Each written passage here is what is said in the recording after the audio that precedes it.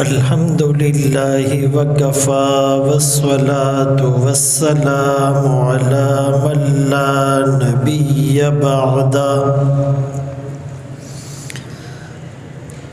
أما بعد فأعوذ بالله من الشيطان الرجيم بسم الله الرحمن الرحيم وما لكم لا تقاتلون في سبيل الله والمستضعفين من الرجال والنساء والولدان الذين يقولون ربنا أخرجنا من هذه القرية الظالم أهلها واجعل لنا من لدنك وليا واجعل لنا من لدنك نصيرا وقال الله تبارك وتعالى في مقام آخر واتقوا فتنة لا تصيبن الذين ظلموا منكم خاصة وقال النبي صلى الله عليه وسلم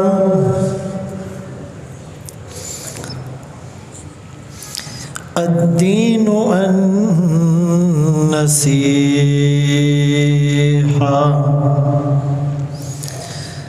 صدق الله مولانا العظيم وصدق رسوله النبي الأمي الهاشمي المدني الكريم ونحن على ذلك لمن الشاهدين والشاكرين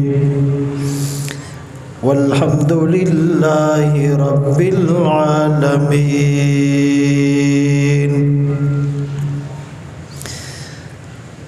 نہ مسجد میں نہ مندر میں نہ بیت اللہ کی دیواروں کے سائے میں نماز عشق ادا ہوتی ہے تلواروں کے سائے میں. محمد کی غلامی دین حق کی شرط اول ہے اور اسی میں اگر کچھ خامی تو سب کچھ نامکمل ہے. کی محمد سے وفا تو نے تو ہم تیرے ہیں یہ جہاں چیز ہے کیا لوح و قلم تیرے ہیں. واجب الاحترام عزیزان گرامی،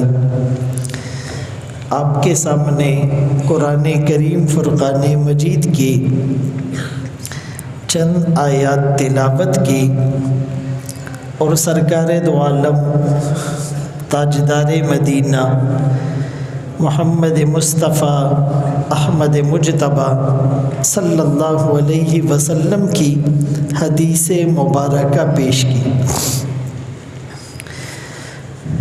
آج 5 فروری بھی ہیں جسے کشمیر ڈے یا یوم یکجہتی کشمیر کے نام سے یاد کیا جاتا ہے، منایا جاتا ہے.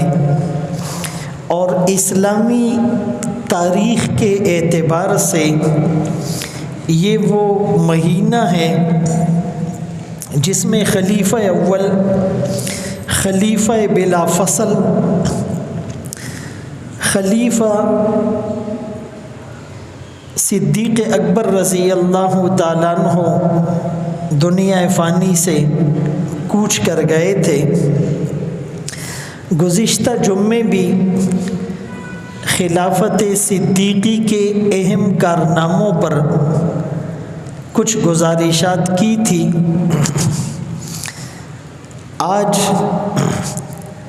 کشمیریوں کی یکجہتی کے حوالے سے قرآن اور حدیث کی روشنی میں کچھ گزارشات کرنا چاہوں گا۔ قرآن کریم کی اس آیت کریمہ میں وَمَا لَكُمْ لَا تُقَاتِلُونَ فِي سَبِيلِ اللَّهِ ایک دعوت فکر دی جا رہی ہے، امت مسلمہ کو جھنجھوڑا جا رہا ہے کہ تمہیں کیا ہوا کہ تم اللہ کے راستے میں لڑتے نہیں، حالانکہ جو کمزور مسلمان ہیں، مرد، عورتیں اور بچے، وہ پکار پکار کر کے رہے ہیں آؤ ہماری مدد کرو، اے ہمارے ربا ہمیں اس ظالموں کی بستی سے نکال، ہمارے لیے کوئی مددگار اور معاون بھیج۔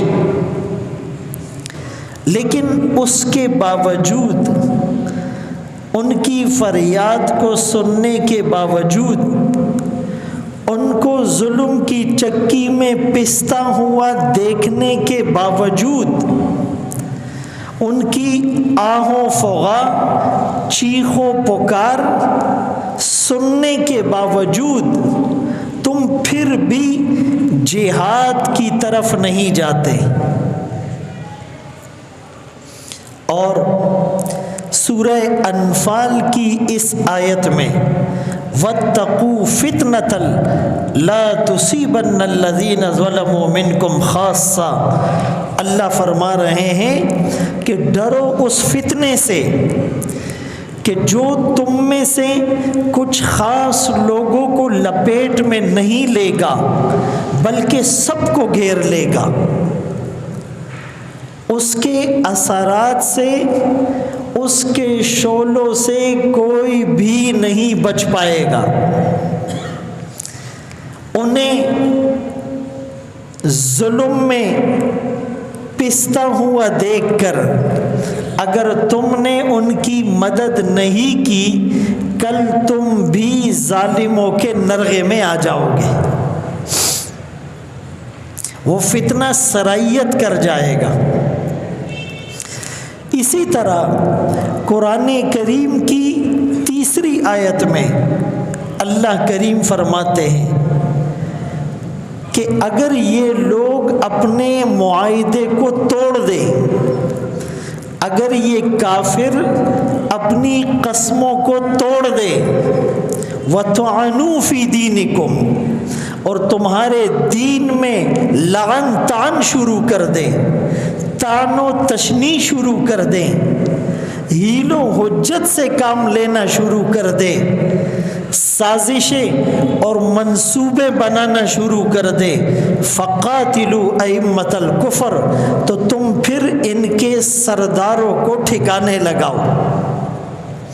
اور ایک آیت کریمہ میں یوں فرمایا کہ وَقَاتِلُوهُمْ حَتَّى لَا تَكُونَ فِتْنَةٌ، ان کافروں سے لڑتے رہو یہاں تک کہ کوئی فتنہ باقی نہ رہے، کوئی فتنہ باقی نہ رہے۔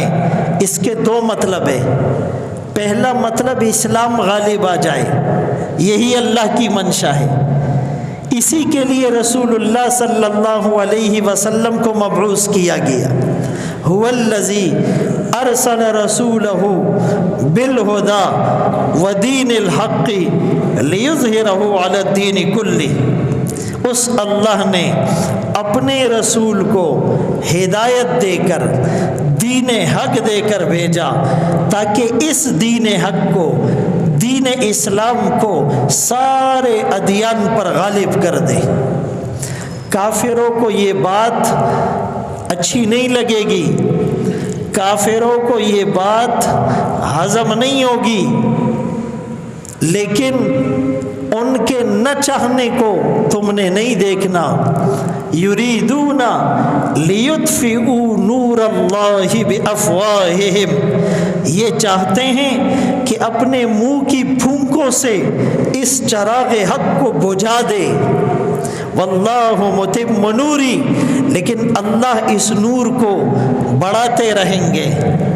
نور خدا ہیں، کفر کی حرکت پہ خندزن، پھونکوں سے یہ چراغ بجھایا نہ جائے گا، فتنہ باقی نہ رہے۔ اس کا ایک مطلب کہ اسلام غالب آ جائے، بالادستی اسلام کی ہو، فوقیت اسلام کی ہو، حکمرانی اسلام کی ہو۔ اور دوسرا مطلب کہ پوری دنیا میں کوئی مسلمان مظلوم نہ رہے۔ اب ہم نے یہ دیکھنا ہے کہ اس وقت پوری دنیا میں مسلمان مظلوم ہیں یا نہیں؟ جواب ہاں میں ملے گا، مظلوم ہیں۔ کہاں کہاں مظلوم ہیں؟ تقریباً ہر خطے میں کہیں نہ کہیں کسی نہ کسی صورت میں پس رہا ہے۔ فلسطین میں مسلمان مظلوم نظر آتا ہے، بیت المقدس اغیار کے شکنجے میں نظر آتا ہے، کوسوو اور بوسنیا میں مسلمانوں کی حالت قابل رحم ہے، شام کے اندر مسلمانوں کے خون سے ہولی کھیلی جا رہی ہے،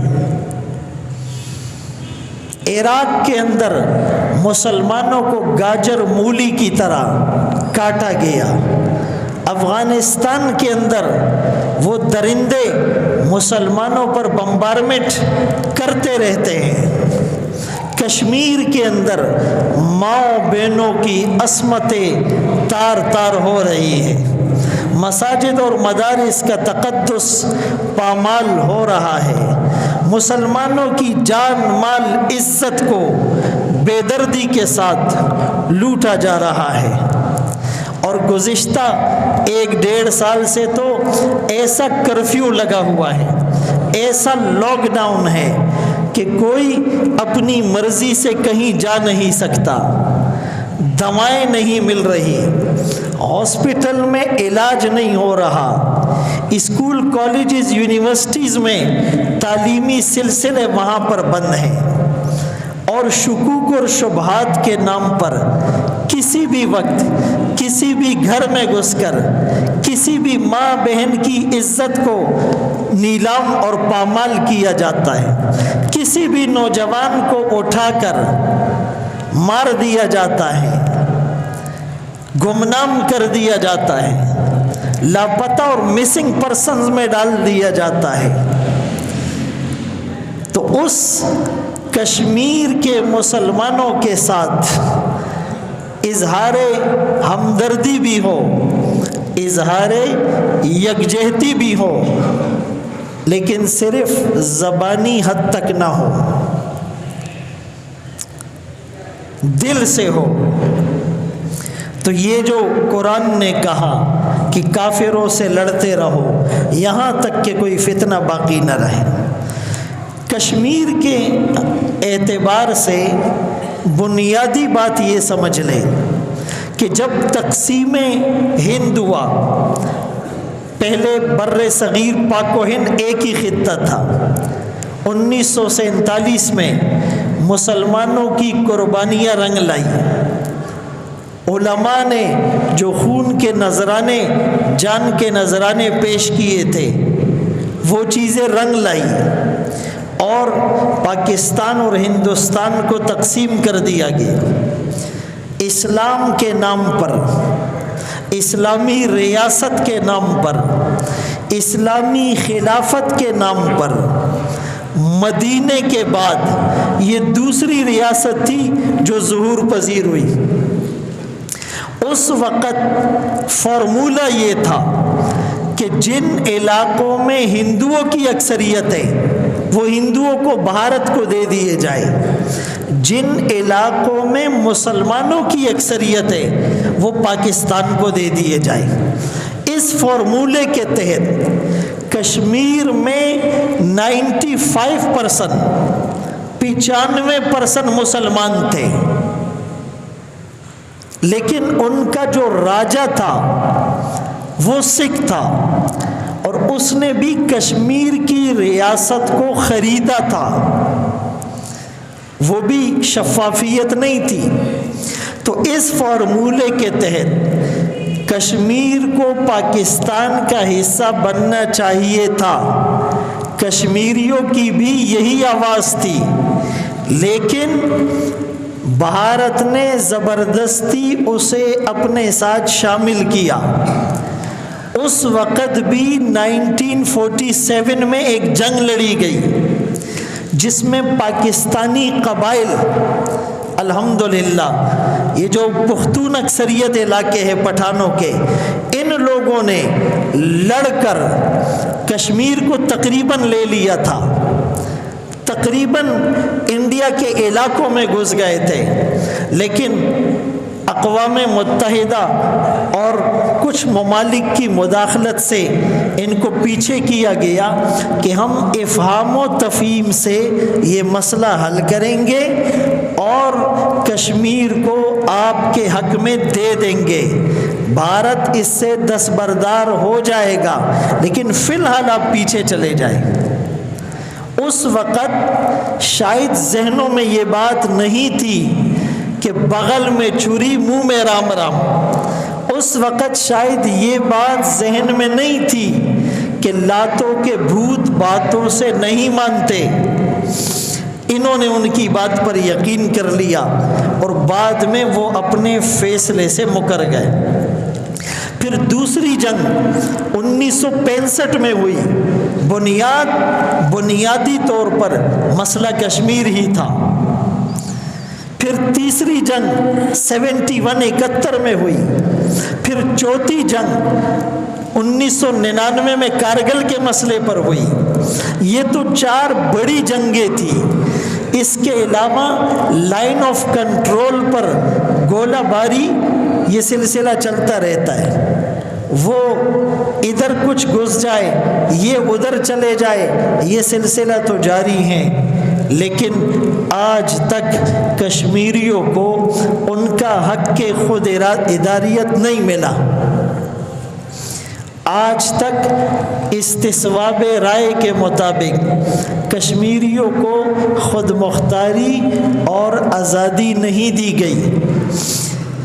اس کی وجہ کیا ہے؟ سب سے پہلی وجہ یہ کہ جو مسلمان ہیں، جو اسلامی ممالک ہیں، انہوں نے مؤثر آواز نہیں اٹھائی، انہوں نے جرأت مندی کا مظاہرہ نہیں کیا، رسمی طور پر فارمیلٹی پوری کی، اظہار یکجہتی کشمیر ڈے مناؤ، ایک دن مناؤ پھر پورا سال خاموش رہو، سو جاؤ۔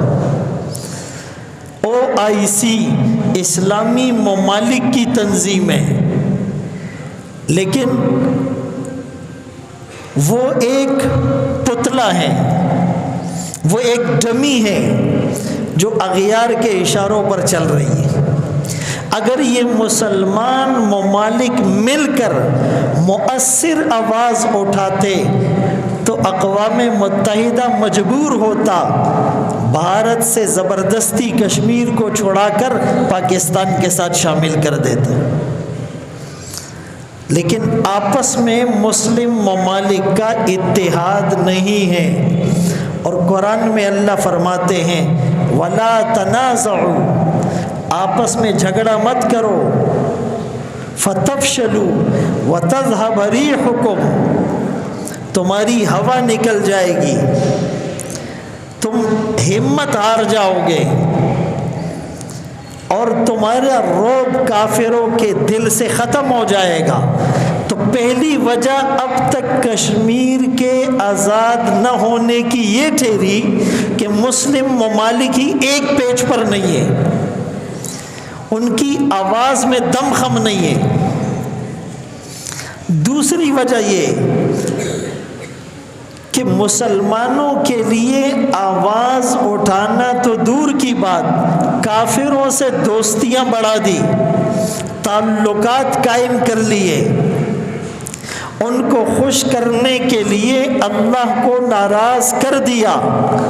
اور قرآن کہتا ہے وَلَا تَرْكَنُوا إِلَى الَّذِينَ ظَلَمُوا فَتَمَسَّكُمُ النَّارُ، کافروں کی طرف مائل نہ ہونا، ان کی طرف جھکنا مت کہ تجارتی فائدہ ہوگا، سفارتی فائدہ ہوگا، ہمیں IMF اور ورلڈ بینک سے قرضہ مل جائے گا، ہمارا نام گرے لسٹ اور بلیک لسٹ سے نکل جائے گا، ہمارے قرضے معاف ہو جائیں گے، ہمارے قرضے ری شیڈول ہو جائیں گے، کافر ہمارے ملک میں انویسٹمنٹ کرے گا، وہ ہمیں ٹیکنالوجی منتقل کرے گا، وہ درآمدات اور برآمدات کا سلسلہ شروع کرے گا، وہ کل کو ہمارے کام آئے گا۔ قرآن منع کر رہا ہے لا تتخذوا عدوی وعدوکم اولیاء، میرے اور اپنے دشمنوں کو دوست نہ بناؤ۔ لا تتخذوا اليہود والنصارى اولیاء، یہود اور نصارہ کو دوست نہ بناؤ۔ لتجدن اشد الناس عداوة للذین آمنوا اليہود، اسلام اور ایمان دشمنی میں سب سے سخت یہودیوں کو پاؤ گے۔ قرآن منع کر رہا ہے، ہم جھکتے چلے جا رہے ہیں۔ تیسری وجہ، اقوام متحدہ یونائٹڈ نیشن ایک ادارہ بنا تھا، یہ دوسری جنگ عظیم کے بعد بنا تھا کہ جب بھی ملکوں میں اختلاف ہوگا، جھگڑا ہوگا تو یہ ثالثی کا کردار ادا کرے گا، سیٹل ڈسپیوٹ کرے گا، تصفیہ کرے گا۔ بدقسمتی یہ ہے کہ اقوام متحدہ پر ایک خاص گروپ کی اجارہ داری اور مونوپلی ہے۔ اقوام متحدہ نہ آزاد ہے اور نہ غیر جانبدار ہے، وہ امریکہ کی لونڈی بن چکا ہے، وہ کفر کی جانبداری کر رہا ہے۔ فلسطین اور اسرائیل کے معاملے میں وہ اسرائیل کا حامی نظر آتا ہے، کشمیر کے معاملے میں وہ انڈیا کا حامی نظر آتا ہے، شام کے معاملے میں وہ یہودیت کا حامی نظر آتا ہے، کوسوو اور بوسنیا اور صومالیہ کے معاملے میں وہ روس کا حامی نظر آتا ہے۔ وہ دوغلے پن کا مظاہرہ کر رہا ہے، وہ دوغلی پالیسی کر رہا ہے، وہ اپنے اندر کا خبث باطن ظاہر کر رہا ہے، لیکن ہمیں سمجھ نہیں آ رہی۔ پاکستان کی بلکہ اسلامی ملکوں کی، تمام ملکوں کی عوام وہ چاہتی ہیں اسلام آئے، لیکن بدقسمتی سے مسلمان ممالک کے حکمران وہ سیکولرزم، لبرلزم اور الحاد کی طرف جا رہے ہیں۔ تو تیسری وجہ یہ تھی کہ اقوام متحدہ نہ آزاد ہیں اور نہ غیر جانبدار ہیں۔ اور چوتھی وجہ جو بنیادی وجہ ہے کہ ہم نے جہاد کو چھوڑ دیا۔ ایسے لوگوں کے لیے انڈیا اور بھارت اور ہندوستان کی طرح جو بدبخت ہیں، یہودیوں کی طرح جو شقی القلب ہیں، ان کے لیے اسلام میں اللہ نے رسول اللہ صلی اللہ علیہ وسلم کی زبان مبارک سے جہاد کا نسخہ دیا تھا، اس نسخے کو ہم نے چھوڑ دیا۔ اور حدیث میں آتا ہے جب تم جہاد کو چھوڑ دو گے اللہ تمہارے اوپر ذلت مسلط کر دیں گے، رسول اللہ صلی اللہ علیہ وسلم نے فرمایا اللہ نے میری امت کی روزی نیزے کے نوک کے نیچے رکھی ہے۔ ان ظالموں کو جو دعوت قبول نہیں کرتے، جو جزیہ اور ٹیکس نہیں دیتے، جو مسلمانوں کو آئے دن مارتے رہتے ہیں، ان کے ساتھ جہاد کرو۔ یہ تلوار کی زبان سمجھنے والے ہیں۔ نہ مسجد میں، نہ مندر میں، نہ بیت اللہ کی دیواروں کے سائے میں نماز عشق ادا ہوتی ہے تلواروں کے سائے میں۔ اذن للذین یقاتلون بانہم ظلموا، اجازت دی گئی اب مسلمانوں کو کہ اب تم نے جہاد کرنا ہے۔ اگر یہ اپنے معاہدے توڑ دیتے ہیں فقاتلوا ائمۃ الکفر، ان کے سرداروں کو قتل کرنا ہے۔ واتقوا فتنۃ لا تصیبن الذین ظلموا منکم خاصہ، ڈرو اس فتنے سے کہ وہ صرف ایک خاص طبقے کو لپیٹ میں نہیں لے گا، سب کو لپیٹ میں لے گا۔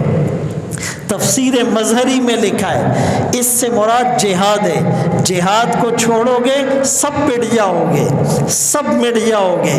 صدیق اکبر رضی اللہ تعالیٰ عنہ فرماتے ہیں کہ جب کوئی مظلوم کو دیکھے کہ وہ ظلم کی حالت میں ہے اور اس کی مدد نہ کرے، اللہ اس کو بھی اس ظلم کے شکنجے میں مبتلا کر دیں گے۔ جب کوئی قوم ظالم کو دیکھے ظلم کرتا ہوا اور طاقت بھی ہے اس کو روکنے کی، اس کا ہاتھ روکنے کی، اور پھر بھی نہیں روکے، اللہ مرنے سے پہلے پہلے ان لوگوں کو بھی جو بیٹھ کر تماشا دیکھ رہے ہیں ان کو بھی اللہ مبتلا کر دیں گے۔ جو صرف اقوام متحدہ میں تقریر کر کے خوشیاں مناتے ہیں، جو صرف کشمیر کو نقشے میں شامل کر کے خوشیاں مناتے ہیں، جو صرف ٹویٹ کر کے خوشیاں مناتے ہیں، جو صرف فیس بک پر پوسٹ چلا کر خوشیاں مناتے ہیں، جو صرف تحریر کے ذریعے سے دو چار تحریریں لکھ کر مطمئن ہو کر بیٹھ جاتے ہیں، اس طرح کرنے والوں کو بھی اللہ مبتلا کر دیں گے۔ میرے محترم دوستو، ایک وہ دور تھا کہ رسول اللہ صلی اللہ علیہ وسلم کو پتہ چلا کہ ایک یہودی نے ایک لڑکی کا سر کچل کر اس کو قتل کر دیا۔ آپ صلی اللہ علیہ وسلم نے اس یہودی کو گرفتار کروایا، تحقیق کی، تفتیش کی، پتہ چلا یہی قاتل ہے۔ اس نے قتل کا اعتراف بھی کیا، قتل کی نوعیت بھی سامنے آئی کہ اس نے 2 پتھروں سے اس لڑکی کا سر کچلا۔ رسول اللہ صلی اللہ علیہ وسلم نے حکم دیا اس یہودی کا سر بھی اسی طرح پتھروں سے کچلا گیا۔ ایک کے ساتھ ایسا ہو جائے دوبارہ کوئی سوچنے کی جرت بھی نہیں کرے گا۔ ایک وہ دور تھا کہ محمد بن قاسم رحمت اللہ علیہ 17 سال کا جوان ہے، حجاج بن یوسف کا زمانہ ہے، ایک مسلمان عورت کے دوپٹے کو کھینچا گیا، اس کے آنچل کو اس سے کھینچا گیا۔ اس نے ایک آواز لگائی کہ کاش کوئی اس مسلمان بہن بیٹی کی عصمت اور ناموس کی خاطر ان سے حساب لے۔ حجاج کو پتہ چلا، محمد بن قاسم کو تیار کیا، 17-18 سال کا لڑکا تھا، وہاں سے لشکر لے کر چلا اور سندھ میں آیا، دیبل میں آیا، ابھی بھی بمبور میں وہ میوزیم موجود ہے، وہاں پر آ کر راجہ داہر کو اس نے شکست دی، ایک بہن کے دوپٹے کی خاطر، ایک بہن کی ناموس کی خاطر، ایک بہن کی آنچل کی خاطر وہ لشکر لے کر روانہ ہوا اور راجہ داہر سے انتقام بھی لیا اور سندھ کو باب الاسلام بھی بنایا۔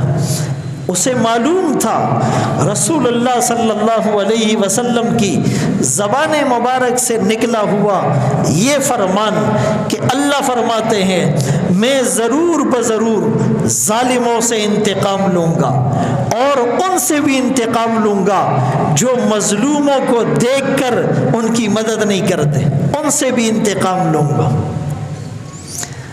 معتصم باللہ مسلمانوں کا خلیفہ تھا، شروع میں اتنا نیک بھی نہیں تھا۔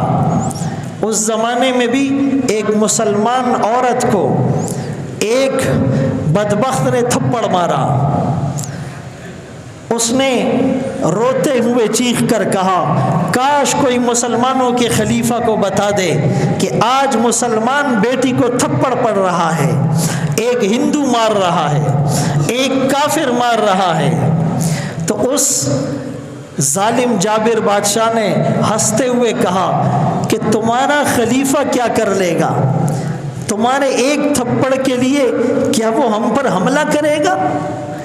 لیکن اسے معلوم نہیں تھا کہ اس زمانے کے حکمرانوں میں غیرت تھی، اس زمانوں کے حکمرانوں میں حمیت کا جذبہ تھا، ان حکمرانوں کے ذہنوں میں جہاد کا جذبہ بیدار تھا، ان حکمرانوں نے اپنے خون کو گرمائے ہوئے محفوظ کر رکھا تھا، انہیں یہ بات معلوم نہ تھی۔ اس نے کہا پہنچاؤں مسلمانوں کے خلیفہ کو اس عورت کی آواز، اس عورت کی پکار، دیکھتا ہوں یہ کیا کرتا ہے۔ اس خلیفہ کو بتایا گیا فلاں جگہ پر اس بادشاہ نے، اس کافر نے مسلمانوں کی ایک عورت بہن بیٹی کو تھپڑ مارا ہے، اس نے اپنی پکار کو آپ تک پہنچانے کی آواز لگائی۔ اس کافر نے چیلنج دیا ہے، معتصم باللہ نے یہ نہیں پوچھا کہ اس کے پاس لشکر کتنا ہے، اس کے پاس فوج کتنی ہے، اس کے پاس ویپن اور اسلحہ کتنا ہے، اس کے پاس مین پاور اور افرادی قوت کتنی ہے، یہ نہیں پوچھا یہ کس علاقے میں ہے، سفر اور ڈسٹینس کتنا ہے، اور لشکر کو تیار کرنے کا حکم دیا، اور تیار کرنے کے بعد ان پر حملہ کیا۔ مسلمانوں کا جذبہ ایسا تھا کہ قلعے کا محاصرہ کیا، بہت سو کو قتل کیا، اور اس کو گرفتار کر کے جب لے جایا جا رہا تھا، کیا ایک مسلمان کی حرمت اتنی مقدس ہے؟ ایک وہ زمانہ تھا، آج تو ادھر سے سنتے ہیں ادھر سے نکال دیتے ہیں، ہو جائے گا جی۔ کتنے سال ہو گئے؟ 73 سال ہو گئے، ہزاروں ماؤں کی عصمتیں لٹ گئی، بہنوں کی عزتیں نیلام ہو گئی، بوڑھوں کو داڑھیوں سے پکڑ کر کھینچا گیا، جوانوں کو گاجر مولی کی طرح کاٹا گیا، قرآن کے نسخے جلائے گئے، مساجد اور مدارس اور درگاہوں کے تقدس کو پامال کیا گیا، بار بار چیلنج کیا گیا، لیکن ہمیں ہوش نہیں آ رہا، ہمیں جوش نہیں آ رہا، ہم دس سے مس نہیں ہو رہے۔ ٹھیک ہے، آپ یکجہتی کشمیر ڈے منائیں، آپ کشمیر ڈے منائیں، لیکن یہ اس کا حل نہیں ہے، یہ سولوشن نہیں ہے۔ سب سے پہلا کام جو ہر مسلمان کر سکتا ہے، مرد بھی عورت بھی، بچہ بھی جوان بھی، دیندار بھی اور دین سے جو تھوڑا دور ہے وہ بھی، سب سے پہلا کام ہم دعائیں کریں جو قرآن نے ہمیں سکھلائی۔ ربنا اخرجنا من هذه القرية الظالم اهلها واجعل لنا من لدنك وليا واجعل لنا من لدنك نصيرا۔ دوسرا کام، ہم ہر فورم پر اپنی آواز اٹھائیں، کشمیریوں کے لیے ممبر پر اٹھائیں، سوشل میڈیا پر اٹھائیں، الیکٹرانک میڈیا پر اٹھائیں، پرنٹ میڈیا پر اٹھائیں، اپنے جلسوں میں اٹھائیں۔ تیسرے نمبر پر ان کے ساتھ تعاون کریں، جان کا تعاون کریں، مال کا تعاون کریں، دعاؤں کی صورت میں تعاون کریں۔ چوتھے نمبر پر ہم ان کی چیزوں کا بائیکاٹ کریں، انڈین فلمیں نہ دیکھیں، انڈین ڈرامے نہ دیکھیں، انڈین میوزیکل کنسرٹ نہ دیکھیں، انڈین ٹی وی اور تفریحی انٹرٹینمنٹ کے پروگرام نہ دیکھے، ان کی مصنوعات کا بائیکاٹ کریں۔ 5ویں نمبر پر جو مسلم ممالک ہیں وہ خلیجی ملکوں میں بھارتیوں کے ویزوں پر پابندی لگائے، ان کے ورکنگ پرمٹ منسوخ کرے، ان کے کام پر پابندی لگائے۔ لاکھوں بلکہ شاید کروڑوں انڈین وہ خلیجی ممالک میں کام کرتے ہیں۔ اگر یہ عرب ممالک، اگر یہ OIC، اگر یہ مسلم امہ کے حکمران یہ مشورہ کر لے کہ بھائی ہم انڈیا کو وارن کرتے ہیں، وارننگ دیتے ہیں کہ اگر تم نے کشمیریوں کو حق کے خود ارادیت نہیں دیا، اگر تم نے اقوام متحدہ کے استصواب رائے کے مطابق کشمیریوں کو خود مختاری نہیں دی، اگر تم نے 370 کا آرڈر کینسل نہیں کیا، اگر تم نے اپنا لاک ڈاؤن اور کرفیو ختم نہیں کیا، اگر تم نے ان کا غیر قانونی محاصرہ ختم نہیں کیا، اگر تم نے وہاں چھاپے اور قتل و غارت گری کا سلسلہ بند نہ کیا، اگر تم نے مساجد اور مدارس کے تقدس کو پامال کرنا ختم نہیں، بند نہیں کیا، تو ہم تمہارے سارے بھارتیوں کے ویزے کینسل کر کے واپس بھیج دیں گے۔ یہ ایک پریشر بھی اتنا ہے کہ وہ مسئلہ حل کر دیں گے، یہ ایک۔ اور پھر OIC کو چاہیے جو مسلمان ممالک کا اتحاد ہے کہ اس دھمکی کے بعد وہ ان سے سفارتی بائیکاٹ کرے، ان ممالک میں جہاں بھارتیوں کے سفیر واپس بھیج دے، اور ان ممالک کے جو سفیر بھارت میں ان کو واپس بلا لے، ان کے ممالک میں جو بھارت کے سفارت خانے ہیں وہ بند کر دیں۔ اس سے بھی فرق آئے گا، دنوں میں نہیں گھنٹوں میں فرق آئے گا۔ یہ بھی نہیں کر سکتے، ان سے جو تجارتی معاہدے ہوئے ہیں وہ کینسل کر دے، تیل کی صورت میں، پام آئل کی صورت میں اربوں کھربوں ڈالر کا نقصان ہو جائے گا، انڈیا کی معیشت بیٹھ جائے گی، ان کی اکانومی ڈسٹرب ہو جائے گی، ان کی آرمی کو دینے کے لیے ان کے پاس فنڈ نہیں رہے گا، وہ بھوک سے مر جائیں گے، ان کا پانی بند کر دیا جائے۔ یہ بھی نہیں کر سکتے ہو تو OIC بنی کس لیے ہے، کس مرض کی دوا ہے؟ وہ مسلم ممالک مل کر جہاد کا اعلان کرے، ان پر حملے کا اعلان کرے، اقوام متحدہ سے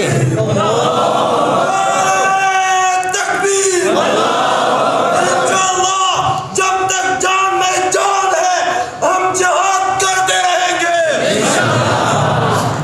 جزاک اللہ۔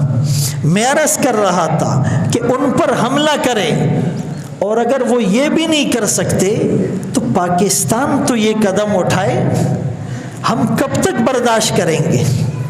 خدا را ہوش کے ناخن لے۔ ایک آدمی ہمارے گھر میں گھس آتا ہے، ہمارے گھر کے اوپر قابض ہو جاتا ہے، ہمارے گھر والوں کے ساتھ وہ ظلم کرتا ہے، اور ہم کہتے ہیں نہیں آرام سے ہو جائے گا۔ ایک نہیں، دو نہیں، 73 سال ہو گئے، کوئی حل نہیں نکلا۔ ان کی بربریت بڑھتی جا رہی ہے، ان کا ظلم اور جبر بڑھتا جا رہا ہے، ان کی درندگی اور وحشت بڑھتی جا رہی ہے، کوئی حل نہیں آ رہا۔ خدا را یہ جہاد کا اعلان کیا جائے، حکومت پاکستان ان کو سبق سکھائے، افواج پاکستان سبق سکھائے، یہ جہاد کے بغیر نہیں ہوگا، یہ حملے کے بغیر نہیں ہوگا۔ میرے محترم دوستو، اگر اس کو ہم اپنے اوپر فٹ کریں، یعنی تھوڑا سا لاک ڈاؤن ہوا تھا، اتنی سختی بھی نہیں تھی، کتنی پریشانی تھی، ان پر کیا بیت رہی ہے، ان کے ساتھ کتنا ظلم ہو رہا ہے، کتنی بربریت کا مظاہرہ کیا جا رہا ہے۔ تو یہ وہ تمام تجاویز ہیں جن پر عمل کرنے کی وجہ سے کشمیر کا مسئلہ حل ہوگا۔ صرف سال میں ایک دن کشمیر ڈے منانا، 2-4 سیمینار کر دیے، 2-4 پروگرامات کر دیے، 2-4 نظمیں پڑھ لی، 2-4 نعرے لگا دیے، یہ تو لولی پاپ والا کھیل ہے۔ بچے کو ہم لولی پاپ دیتے کہ اس کا دل بہل جائے، یہ ہمارے ساتھ ایسا ہو رہا ہے۔ اللہ تعالیٰ مسلمان حکمرانوں کو غیرت نصیب فرمائے، جہاد کا جذبہ نصیب فرمائے، اللہ مسلمان ممالک کو آپس میں اتحاد نصیب فرمائے، اللہ مسلمان ممالک کو فراست ایمانی نصیب فرمائے کہ وہ کفر کی چالوں کو، اغیار کی سازشوں کو، ان کے پروپیگنڈوں کو سمجھ جائیں اور سمجھنے کے بعد اس کا حل بھی نکالے۔ وآخر دعوانا ان الحمد للہ رب العالمین۔